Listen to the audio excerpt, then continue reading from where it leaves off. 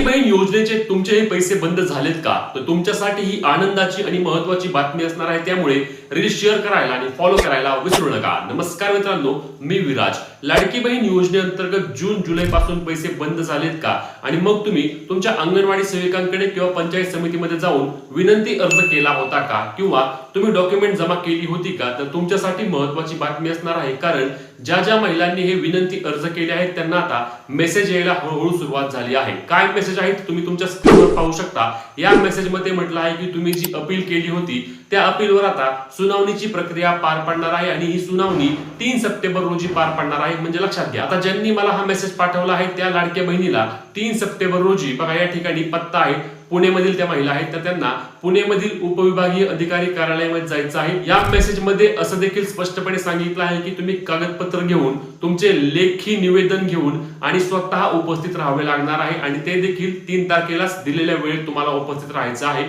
तुम्ही जर उपस्थित राहिला नाही तर मग तुमचा अर्ज कायमस्वरूपी बाद होईल. परंतु तुम्ही उपस्थित राहिल्यानंतर तुमच्या कागदपत्रांची त्या ठिकाणी पडताळणी प्रक्रिया पार पडणार आहे आणि कागदपत्र तपासून तुम्ही योजनेमध्ये पात्र असल्यास तुम्हाला योजनेचे पैसे सुरू होणार आहेत.